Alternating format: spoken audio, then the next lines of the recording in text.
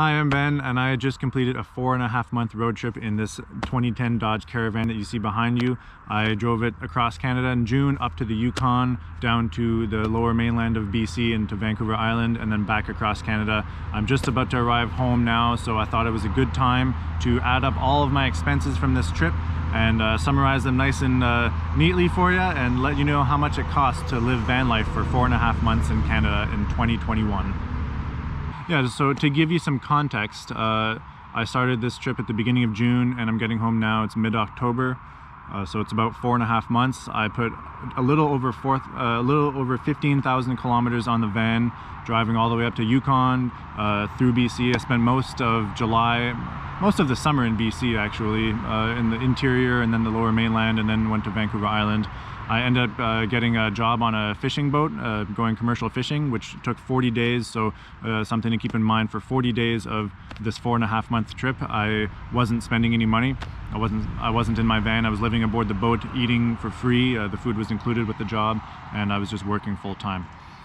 So to start with my expenses for this 4.5-month trip, 15,000 plus kilometers, the largest expense by far was fuel.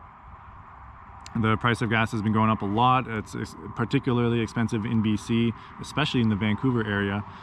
So it was by far my largest expense. I actually do keep track of every single time I buy gas. I write down the total liters, the price of gas, and how much it cost me, how many kilometers I've driven, and the location. And so I just added up all of my gas expenses over these 4.5 months, and it comes to 1,940 Canadian dollars. I will need to buy a little bit more when I get home, so I'm going to round it up to $2,000, a nice round 2,000 Canadian dollars to drive over 15,000 kilometers over 4.5 months, which is by far my largest expense. Next, I'll do accommodation. For those of you who know me, this will maybe not be a surprise. For those of you who don't know me, this may come as a surprise. Over 4.5 months of traveling in my van across Canada, I spent exactly zero for accommodation. Not one penny did I spend on accommodation. I visited family and friends throughout Canada. I was very fortunate to stay at 16 different homes during this trip. My family members and my friends who invited me into their homes. So I was staying at people's homes for much of the trip, but for the majority of the time I was sleeping in my van for free. There's all kinds of free public land all over Canada. They call it Crown land. It's the same as BLM land in the States. There are so many beautiful spots that you can find for free. I use an app called iOverlander, which tells you other travelers share spots that they have found where they've camped for free. But for the most part, I just find my own spots. I often will park in public, in residential streets on the side of the road. You can find really nice quiet areas. Not once all summer did anyone bother me. No one knocked on my door. No one asked me to move my vehicle. I stayed sometimes 3-4 nights in the same spot on the side of a residential street, and still nobody bothered me. So it was I didn't have a single problem with spending zero on accommodation. Also, there are some free campgrounds that you can find, and during the trip way up north to Yukon, everywhere is free camp. You can camp anywhere for free everywhere, and everywhere is spectacular. There was unreal scenery and beautiful, serene, peaceful nature areas where I camped. So all that to say, zero for accommodation. So we're still at $2,000 total, fuel and accommodation. Next, I'll do food. I don't keep track of every single expense that I make on food, but I have a pretty good estimate. I mostly only buy food from grocery stores. I was cooking on fires until there was a fire ban in the summer there in BC because of the wildfires. But I mostly just prepare meals out of the back of the van, mostly sandwiches and simple meals that don't require cooking.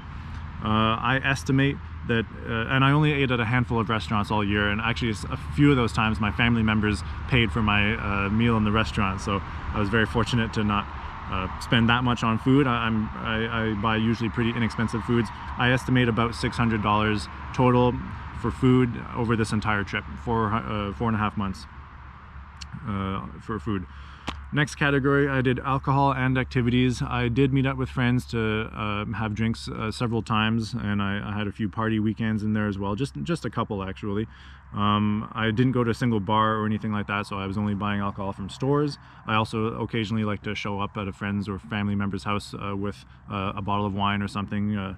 So I didn't keep track of every expense, but I estimate that I spent about $400 on alcohol. I also included activities in this category because I hardly pay for any activities. There are a couple of things like wine tasting, for example.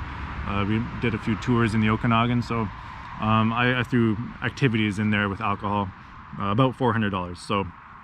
So far we've got $2,000 for gas, $0 for accommodation, $600 for food, and $400 for alcohol. So we're up to $3,000 over 4.5 months. Next, I had one major van repair.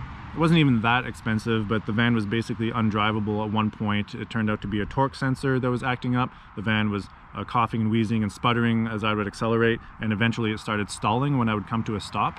And so it wasn't really drivable. I ended up having it fixed. It's a long story. It took them the entire time that I was out fishing, commercial fishing. It took them 40 days to fix it, but they fixed it, and I just drove it cross country, didn't have a single problem, knock on wood or whatever.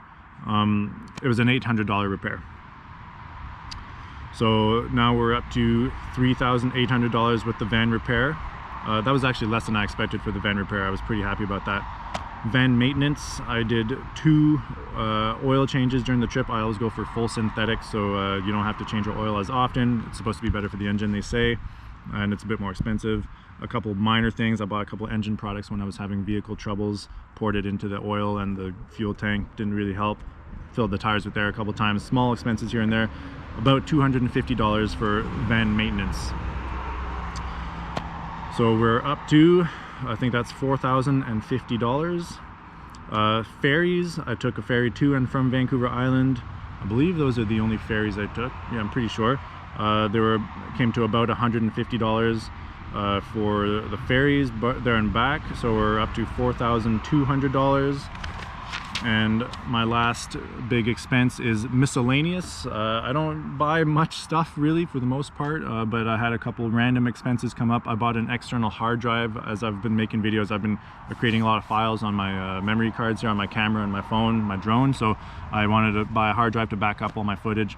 So that was over $100. I had to buy a bunch of warm clothes for the fishing trip there because it was pretty cold out on the ocean and the season was turning into fall. So I spent maybe $100 on clothes and fishing gear, like gloves, a few random expenses, but for the most part my captain paid for most of my gear, like my boots and my rain gear and stuff, so it wasn't that much.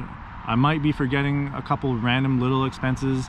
If I am forgetting anything significant, I'll add it later, but right now I've got approximately $300 for miscellaneous, including the expenses that I just mentioned.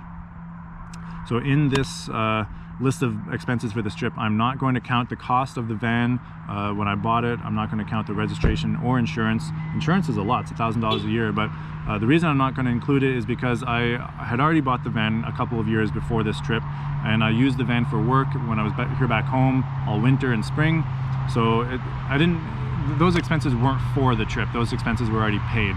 So I'm not going to include them in the expenses for this trip. And also I think the van is sort of living on borrowed time. It's up to about 200,000 kilometers now, or almost there, and it was rebuilt at one point, so I feel like the van is living on borrowed time. Anything I get out of it is bonus from this point, so I don't know. I just feel like I'm not going to include the price of insurance and registration or the cost of the vehicle in this trip.